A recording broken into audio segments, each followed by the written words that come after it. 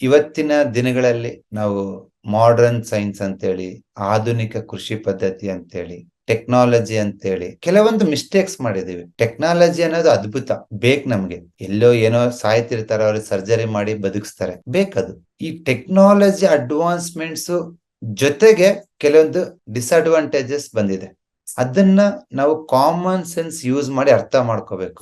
ಎಲ್ಲಾದ್ರಲ್ಲಿ ಇವಾಗ ಮೊಬೈಲ್ ಅನ್ನೋದು ಇದೊಂದು ಅದ್ಭುತ ಡಿವೈಸ್. ಇವತ್ತು ನಾನು ಕ್ಲಾಸ್ ಮಾಡ್ತಾ ಇದ್ದೀನಿ ಅಂದ್ರೆ ಈ ಮೊಬೈಲ್ ಇಂದಾನೇ ಕಾರಣ. ಇಲ್ಲಾಂದ್ರೆ ನಾವು ನೀವು ಕಮ್ಯುನಿಕೇಟ್ ಮಾಡಕ್ ಆಗ್ತಿರ್ಲಿಲ್ಲ.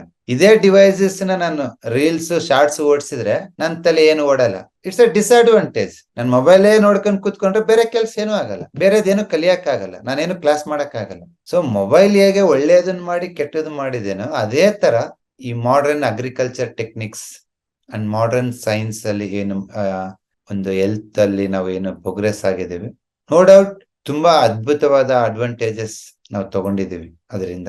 It's good. ಬಟ್ ನಾವೊಂದ್ ಸ್ವಲ್ಪ ಸೂಕ್ಷ್ಮ ಆಗ್ಬೇಕು. ಮಾಡರ್ನ್ ಸೈನ್ಸ್ ಅಲ್ಲಿ ಇರೋದು ಎಲ್ಲದನ್ನು ತಗೋಬಾರ್ದು. ಏನೇನು ಒಳ್ಳೇದಿರುತ್ತೆ ಅದೆಲ್ಲ ತಗೋಬೇಕು. ಕೆಲವ್ದು ಎಲ್ಲೆಲ್ಲಿ ಬೇಡ ಅನ್ಸುತ್ತೆ ಅದನ್ನ ಬಿಟ್ಬಿಡ್ಬೇಕು.